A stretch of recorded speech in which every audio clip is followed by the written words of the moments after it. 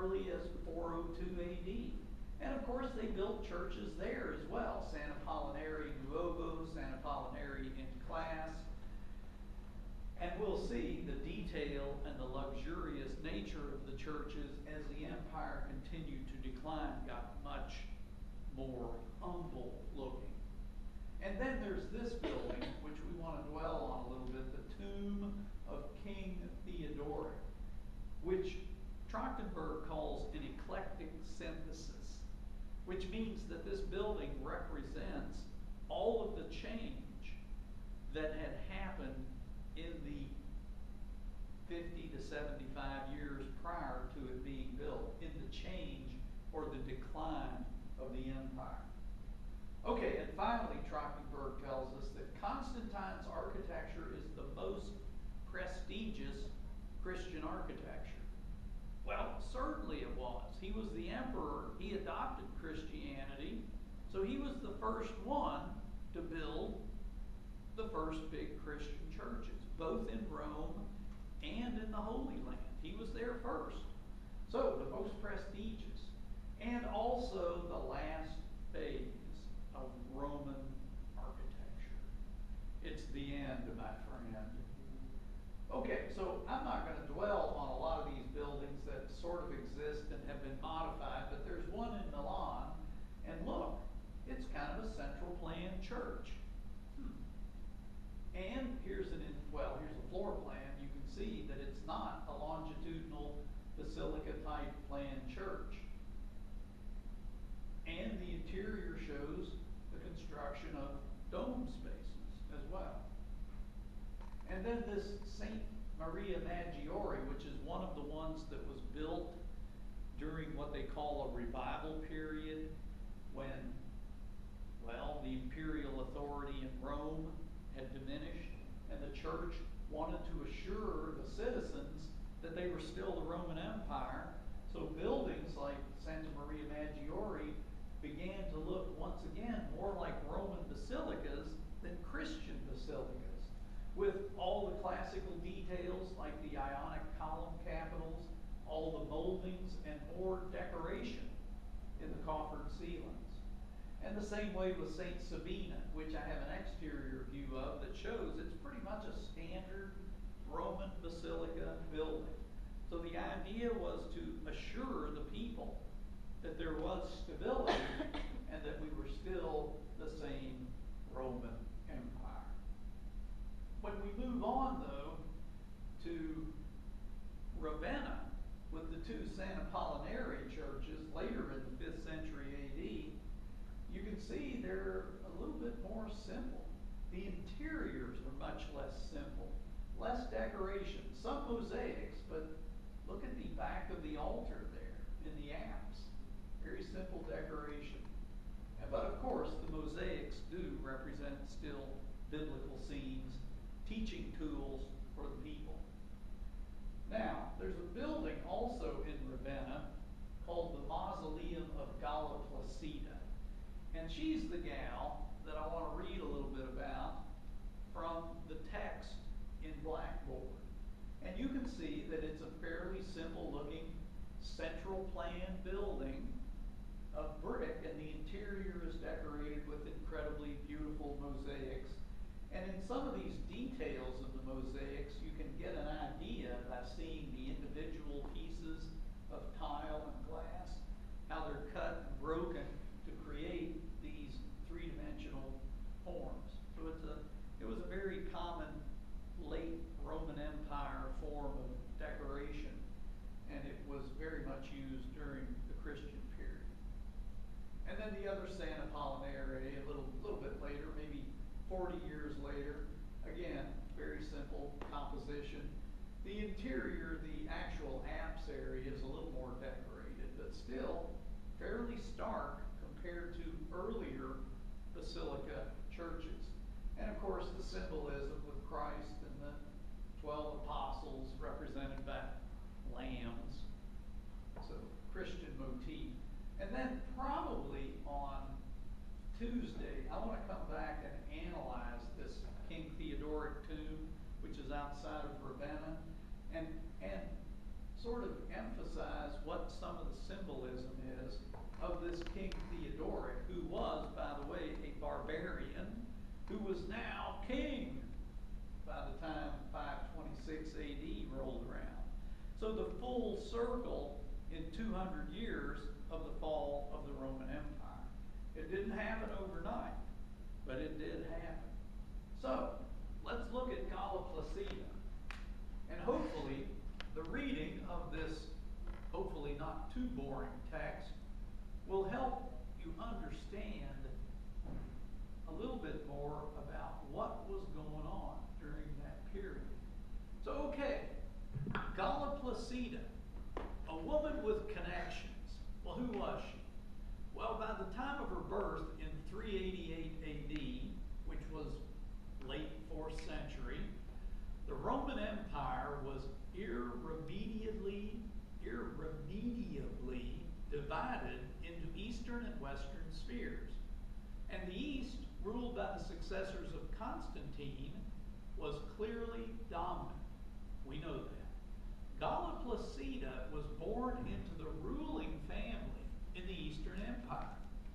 Her mother was a princess, the daughter of an emperor, who married another emperor. And Theodosius named his minor son Honorius emperor of the West. So you see by that, the East was dominant and appointing people in their family to rule the Western Empire. Well, the Galla person died when Galla Placida was only 7.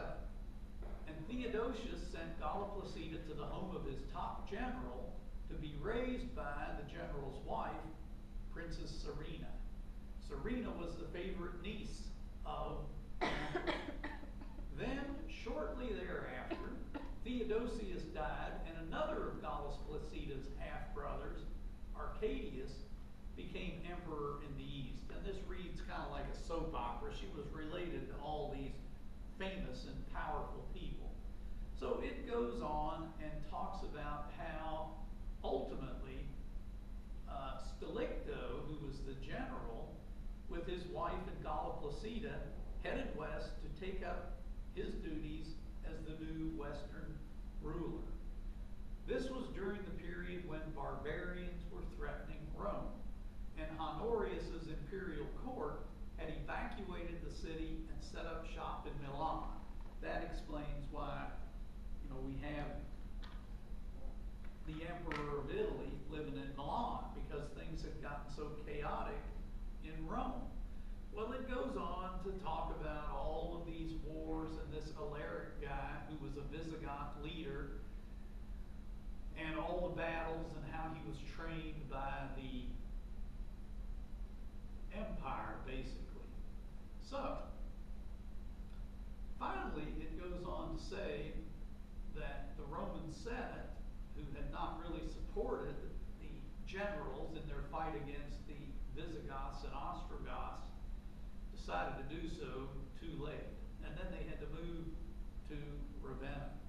And it talks more about war and siege and battle, and how the city suffered through several outbreaks of mob violence, and desperate populations sought scapegoats for the situation. One such incident, Stilicho's wife was strangled. Galla Placida, to save her own life, was said to have participated in the murder.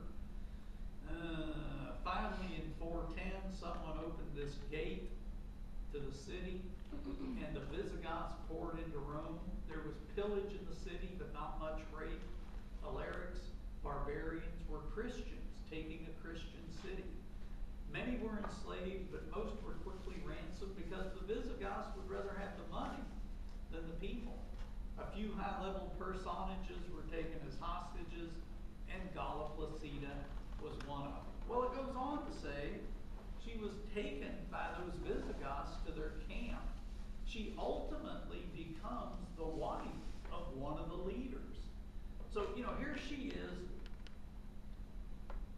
a blue blood, if you will, from the Roman Empire in Constantinople, and now she's marrying in with these barbarians.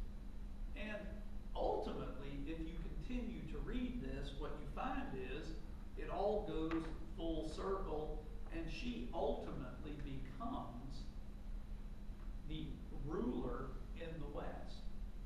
So she continues to live and does not die until 450 AD. So she lived approximately, 62 years, and went full circle from being in the Eastern Empire as a royal to the Western Empire in with a soldier who was ultimately supposed to rule the West and deal with all the barbarians and all of the crazy, chaotic things that were going on, and ultimately was kidnapped, captured, taken by the barbarians, and ultimately becoming married to one of them. And then, through other connections, coming back full circle to become the leader of the Western Empire. So it's an incredible read, and I don't want to bore you with all of it, but I would certainly encourage you to pull this up off of Blackboard and try to read it, because it is really very insightful about how chaotic the last years of the Roman Empire in the West were. Okay, so let's go back very quickly and talk about this building. The tomb of King Theodoric, 526 AD. So this gal, Galla Placida, died in 450. So this was 75 plus years after her death. But what it symbolizes is, because this guy was dead, 526 AD, so let's presume that he lived to be 62 years old.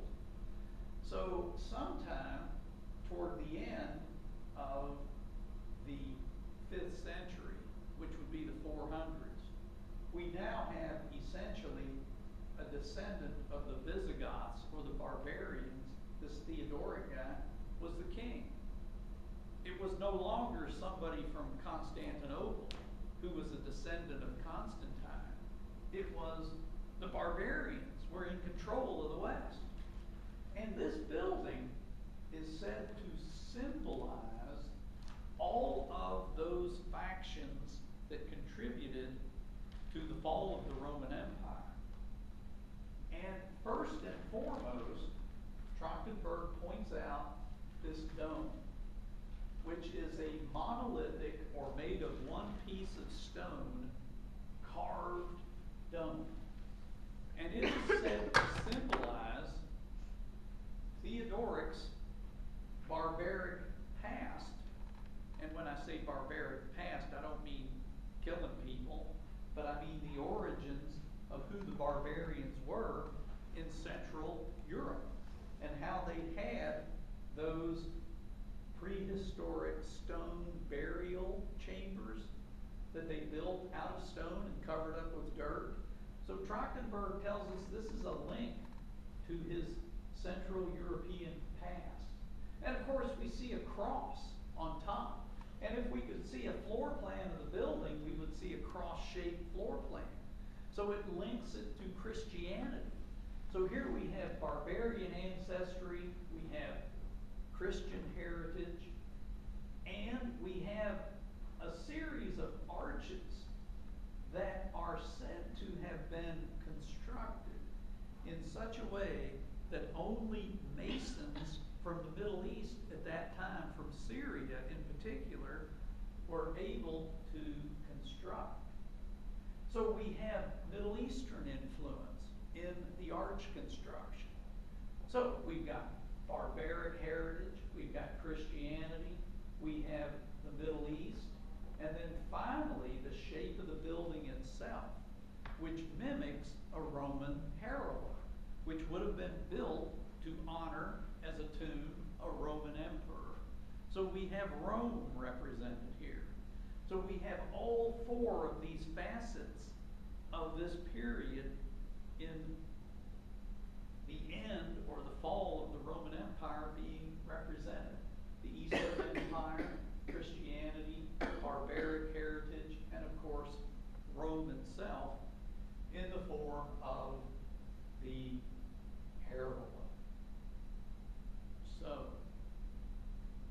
I think we've done enough today. And we will pick up on Tuesday rather, with more, and get into something called Byzantine architecture, which you'll really like. So, have a wonderful weekend. If you are interested in the Falling Water trip, Mr. Wells, then you should show up at 12:15 on Tuesday. Okay, see you then. I have one question about barbarian. Did they gain themselves, or was that the name given from Rome? Oh, Romans, and all it meant was non-Roman. That's what it was translated to mean. So the barbarians weren't necessarily bloodthirsty killers. They just weren't Romans. They weren't civilized. Okay, see you next time.